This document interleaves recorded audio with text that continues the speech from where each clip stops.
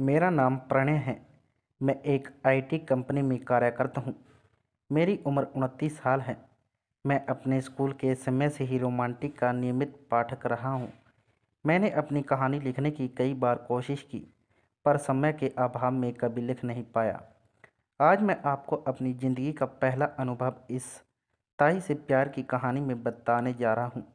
आशा है कि आप मेरे प्रयास को सराहेंगे, नज़रअंदाज करेंगे। कॉलेज के समय से अभी तक मेरे साथ कुछ रोमांचक घटनाएं घटी हैं, जिन्हें मैं आपके साथ साझा करता हूं। आशा है आपको मेरी ये कोशिश और अंदाज पसंद आएगा और आपसे मुझे प्रोत्साहन भी मिलेगा, ताकि मैं भविष्य में अपनी कहानियां आप तक पहुंचाता रहूं। बात उन दिनों की है जब मैं कॉलेज में पढ़ता था। मेरी कोई गर्लफ्रेंड भी नहीं थी। हम लोग गांव में रहते थे। हमारे पड़ोस में मेरे ताऊ जी का मकान था, जिसमें वे ताई और बच्चों के साथ रहते थे। उनके बच्चे भी मेरे हम उम्र थे और हमारा एक दूसरे घर आना जाना लगा रहता था। मेरे ताई जी की उम्र उस समय 42-44 साल की रही होगी। बदन सामान्य महिलाओं की तरह पुष्ट था। वे शरीर से गदराई महिला थी और उनके शरीर में काफ़ी कसावट थी। उनका शरीर हल्का सांवला था। जब वे साड़ी पहनकर चलती थी तो उनकी कमर के पीछे से रीढ़ से होते हुए एक और जब भी वह बैठकर काम करती थी तो उनको ऊपरी हिस्सा किसी ताजे सेब की तरह झलकता था। मैं हमेशा सोचा करता था कि मैं शादी उनकी जैसी ही किसी महिला से करूंगा। रात को भी मैं अक्सर उनके बारे में ही सोचा करता था। यह सोच सोच कर मेरा जब हमारा स्कूल पूरा होने को था, तभी ताऊ जी की असमय मृत्यु हो गई और ताई विधवा हो गई। उन्होंने किसी तरह अपने को संभाला और अपने बच्चों के सहारे रहने लगी। वैसे तो ताई जी को किसी बात की कमी नहीं थी। ताऊ जी अपने पीछे काफ़ी धन दौलत जमीन जायदाद छोड़ गए थे, पर शरीर की जरूरत तो हर किसी को होती है।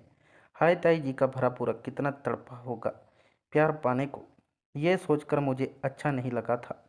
जब भी वे बाहर जाती या किसी बाहर के पुरुष बातें करती या मिलती तो मुझे मन ही मन पीड़ा होती। पर मैं कर भी क्या सकता था, सिवाय इसके कि उनके बारे में कल्पना कर लूं या उन्हें सिर्फ चोरी से देख लूं। कॉलेज के दिनों में मेरी आदत रात में देर से सोने की और देर रात फ़ोन। इस बीच मैं अक्सर देर रात आंगन में घुमा करता और बाहर ही अंधेरे नीम के पेड़ के पास खुले में हमारे आंगन के सामने ताई की कमरे की खिड़की थी।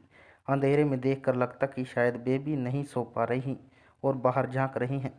ताई जी के बच्चे उनकी बात नहीं सुनते थे, न ही कोई सेवा करते थे। वे ज़्यादा समय या तो पढ़ाई के लिए बाहर रहते थे या दोस्तों के साथ घूमने फिरने में बिताते थे। ताई काफ़ी चिंता करने लगी थी और वजन बढ़ने के कारण उन्हें पैरों और कमर में दर्द रहने लगा था।